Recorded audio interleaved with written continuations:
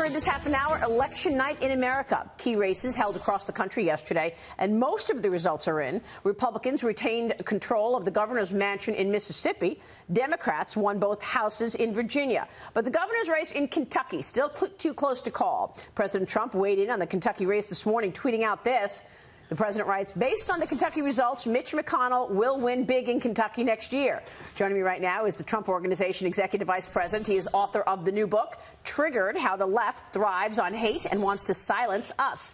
Donald Trump Jr. is here. Don, it's great to have you. Thanks so much for joining us. Good to be here, Maria. How are you? So first, let's talk about the elections yesterday. Yeah. Your father, the president, already talked about what it means for Mitch McConnell. What do you think? Is this any indicator in terms of the 2020 election now that we're less than a year away? Listen, I think you see the mainstream media sort of, jump on the governor's race there, who was, down by 17 points, let's not forget, not too recently. That's right. And Matt Bevin's been a good friend of ours. I think he's been a good governor. He's picked a lot of fights and has been very controversial in that state. That's a state that's had one, I think, Republican governor in 50 years. And so the media trying to latch on to that as like, this is it, it's over for Trump now. It's total nonsense. I mean, they literally swept every other race, the AG race there, first African-American AG, in the state of Kentucky, they're, winning as a Republican, all of these things. So, I don't think that has anything to do with 2020. I think Mitch is going to be fine over there, and it's looking good for us based on everything else that you're talking about economically and otherwise. Yeah, I don't know what voters or how voters will react to this whole impeachment process as well. I mean, the House releasing 2 more transcripts of key witnesses in the probe. The U.S. ambassador to the EU, Gordon Sondland, revising his original statement, saying that the American aid to Ukraine was linked to political investigations. This follows another released transcript from the U.S. envoy to Ukraine, Kurt Volker, who said that there was no quid pro quo. Volker also said that he raised concerns over the role the president's personal lawyer, Rudy Giuliani, was playing in the U.S.-Ukraine relations. But, of course, we know that we're getting some looks at some things that's happening during the testimonies, but we're not. And I think that's the point. Everything. My father's been the only person that's been transparent in this process, right? The day there's a question, here's the transcript, read it. I mean, he literally put it out there. Now, democracy dies in darkness, according to the Washington Post, but they have no problem with Adam Schiff, who spent 3 years lying to the American people, saying he'd seen evidence of collusion. Magically, no one else has seen that. Said it was there in plain sight. It was there in plain sight. Where is it? Come on.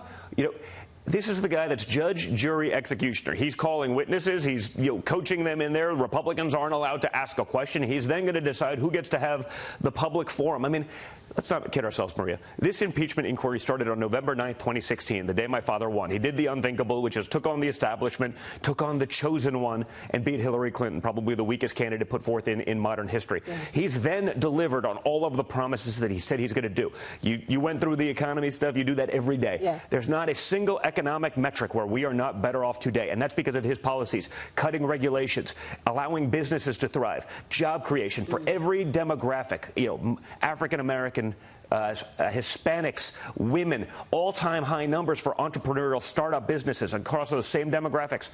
The media, what do they talk about? Nothing. They don't even talk about it. The debates, they don't even talk about the economy because they can't fight on it. They talk about Donald Trump's Twitter. They don't talk about China as a threat. Joe Biden, in fact, says China's not a threat. Yeah, China's not a threat when your son's getting $1.5 billion from China. Okay, yeah, obviously they're not a threat. Yeah. I mean, this is the craziness that we're up against. You have, Elizabeth Warren, whose entire life is based on a lie, who's 1,024th Native American. Obviously, she should get full credit for that. Imagine having the judgment to say, we got the DNA test back. You get trolled into a DNA test, you get it back and say, hey, that's a win. 1,024th maybe, and that's the win. And she comes up with a $52 trillion plan. Yeah. Okay, Maria, over 10 years. Okay, that's $5 trillion a year and change. Yeah. That's about 90% of U.S. government revenue. To eliminate private insurance. These are not responsible ideas. And to say this is insane, but the media, no, this is wonderful. To say that you can come out with a $52 trillion plan and not raise taxes on everybody. It's asinine. Is again, crazy. I talk about it in the book because this is the media. This is what the media will do. They will do anything to try to cover for the Democrats. And I've seen that. Again, being the #2 target of the Mueller hoax. We all saw how that ended up. I mean, I got to have a front row seat to political history. I then got to be part of the viciousness of the left. I see the media bias, and it was time to actually write that book. To write the business book. You should write a book about business. Like my dad got that covered. Will voters actually move in that direction? Will they see what's going on in terms of the media? Will they see what's going on in terms of Adam Schiff making up that parody when he first sat down with the hearing in terms of the Ukraine call and vote them out? I think without question. I mean, I spend a lot of time in Middle America. I get that I'm the son of a rich guy from New York City, but I spend a lot of time with my hobbies all over the country. I mean, I see that, and I have Democrats coming up to me. Listen, I'm a Democrat, but I wish I'd just let him do his job. That's what the American people, voted him in to do. And by the way, he's doing it despite unprecedented incoming. No president has ever taken this kind of nonsense coming in. And so I think they see through that nonsense. I think they see through the smoke and mirrors and the bias. You say you've been spending a lot of time across the country, and I see you. You're at rallies with Kimberly, and I want to know, because you look like a candidate. Are you going to run for mayor of New York City? No interest in that whatsoever. No interest? My only. Do you have any interest in political aspirations? I do like the politics. I like the game. My only focus right now is my father for 2020. He got into politics at 68. I got plenty of time. I don't know that I'd want the day job right now. Look at New York. A lot of criticism about, de Blasio. I mean, we've got, massive upset in terms of crime rising, in terms of inmates being let out. And those same politicians then criticize Trump for leaving this. I have no interest in being mayor of New York. No, that would be like my idea of political hell. Okay. That's any political aspirations? Maybe in time, but not at the moment. Again, my only focus is Trump 2020 because I see the results, I see what's happening, and I want to make sure that continues for the benefit of all Americans. Yeah, I thought it was really interesting when President Trump announced that he's going to change the place of his residence. Obviously, you've had a house in Florida anyway. You've got, the business in Florida, but he's citing political differences and taxes as reasons to move. Are you going to do the same? Are you going to have your residence in Florida? No, it's a little harder because my kids are here right now, but the reality is this. The politicians here, they've done nothing to promote business. Everything's about how do we be more woke? Let's raise taxes. They've scared away tens of thousands of people who are producers from New York. I love watching, Cuomo and, what has Trump done for New York? I'm like, I don't know, just look at the skyline. What have you guys done for New York?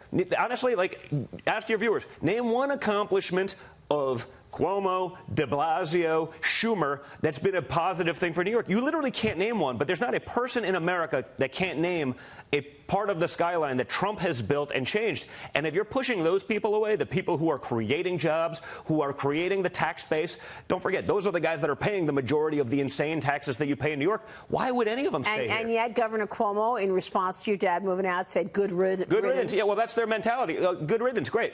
Who's going to pay for all your asinine programs that you're just they're just writing checks because they can, but there's no accountability. They're creating debt and scaring people away. Are you worried about this 900 prisoners being let out now? It's insane. Come on, Maria. Of course.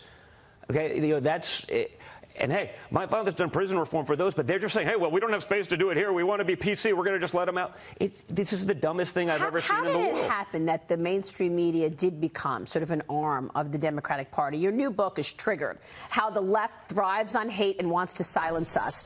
Why did you write this book, and how much of it is focused on the media that seems to drive the bus on a lot of this? Well, a big part of it's on the media, because, again, I've got to see that. I mean, there's no question that the media has always been left-leaning, but now they've totally eliminated the notion of the pretense of objectivity. I mean, you saw last week, al-Baghdadi, the leader of ISIS, right? Trump's #1 target. He said that. Pompeo said that. That was the first thing he said when we took over the CIA. Trump wanted to get him. Because Trump got him, a guy that doused people with gasoline, Maria, and lit them on fire. He's an austere religious scholar, according to the Washington Post. I mean, the New York Times follows up the meme that my father put about the dog who chased him down the tunnel. He puts they fact check to see if my father really gave the Medal of Honor to a dog, even though it had a paw medal. I mean, they're fact checking these things. Like anything that Trump does, the lens that they will look at through, they'll try to turn it into negative. That you can turn a murderous, raping thug into an austere religious scholar because that's how you own Trump. Yeah. That's disgusting. I got to experience it, after 30 hours of testimony in front of Congress for all of the nonsense and the witch hunt. I saw that hatred that they have when he's delivering. But what are you going to do about it, Don? I mean, the bottom I'm out there now. Half of the people believe that the president may have colluded. They are listening to what the media spews out there. And by the way, they're not focused on this IG report that's coming. They're not focused on the fact that John Durham is coming out with his investigation, which is now a criminal investigation. Yeah. Is this whole impeachment inquiry a way to muddy up what actually took place in terms of the wrongdoing? Of course it is. I mean, what has Adam Schiff been held accountable for, going to the American people for 3 years and saying, no, I have evidence that no one else has seen? There's no accountability on the other side. So the media is doing this democracy dies in darkness nonsense, but they're fine with this process going on in a basement where Adam Schiff is judge, jury, and executioner.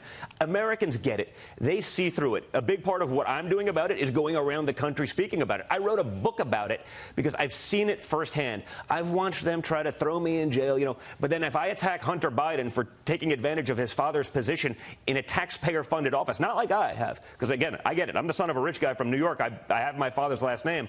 I understand that. We gave up doing international business deals, new deals going forward when my father took office. Hunter Biden magically became an international business person making $83,000 a month in a no-show job in a business he knows nothing about, in a language he doesn't speak. The false equivalency of the Hunter Biden media thing, hey, put him on the set with me right now, and we can debate the differences of what's going on as it relates to our positions. I'd be happy to do it because it's asinine. Do you travel on Air Force One with your father when he has to go to other countries and do dealings with them? I don't do business. We've stopped doing our international business deals. And you stopped that as soon as your father was inaugurated? Before he was inaugurated. When he won the nomination, we came out and said we will not do new. Now, we have contractual obligations. Hunter Biden was on Air Force Two with Joe Biden. What would the media do, Maria, if I went on Air Force One with my father internationally and went and came back from China with $1.5 billion? You think they'd be okay? You think I'd be off limits? Do you think I'd be off limits if I got thrown out of the Navy after 2 weeks for testing positive for cocaine like Hunter Biden? Do you think that I'd be able to do these sort of... Do you think if I got a job at MBNA, the largest employer in the state of Delaware, where Joe Biden's the senator and was writing favorable tax legislation for the bank and magically went through the ranks? Yeah. You think that'd be a story? Just to be clear, Ivanka also gave up her business to work in the White House. Correct. And the media will try to attack her, say, she got patents. Guess what? She filed for patents in like 2010 because other people in China were trying to use her name and likeness to create businesses of her own. Right. Don't forget, Ivanka was an international businesswoman in her own right. She stopped doing that. Now, she started a process, almost a decade ago to secure those patents to protect her name and likeness. And they're trying to say like she somehow magically is taking advantage of this. This is the hypocrisy that is the media. And so they run these false equivalencies. I can say this, Maria. They will take the parts where I point out the differences, where I acknowledge that, again, I am here because of my father in many cases. I don't hide from that. They'll totally ignore that and say, look, you're the same as Hunter Biden. Give me a break. Yeah, what they've tried to do to Ivanka is disgusting. And again, when I watch some of these liberals then try to do this to her, don't forget, these are the same people that 3 years ago they would have killed to have their daughters turn out like Ivanka Trump. Yeah, they invited Ivanka to every one of these parties, but the second she came out and worked in a conservative administration, all of a sudden we're going to pretend all these things aren't true. It's disgusting and it's sick. It's very important to point out that you and your brother and your sister both stopped doing international deals, stopped doing business when your father became president. No new deals going forward. We have contractual obligations for deals we started in 2012. Like, that's how it works. Real quick, in the book you also talk about summers spent in Czechoslovakia, where you were able to see communism and socialism at its best. Real quick on that. Huge part of the book, because, I mean, when I see the left taking socialism and communism as a mainstream thought, it's not like a fringe element anymore. Like, leading candidates are saying this is what... Hey, my mom escaped from that country. She escaped from that system. The boats only go one way from that stuff. And when I say I got to go there and experience it, my grandfather was a blue-collar electrician. I get into it in great detail in the book, but, I've been there. I've waited in those bread lines. So they're what not happens so wonderful. To the economy if in fact Elizabeth Warren is the nominee? And it gets destroyed, or Biden, or any of these incompetents, because they're going to go with that woke agenda of high taxation, hyper-regulation, government in every aspect of your life, and it doesn't work. I've seen what those systems do. There's no people from Venezuela, Cuba, Soviet Union, China coming here and saying, hey, let's bring those systems here. Except Bernie and Elizabeth and Joe and all those guys think it's wonderful. Donald, thank you. Donald Trump Jr. joining us. Congrats on the book. Thanks so much. We'll be right back.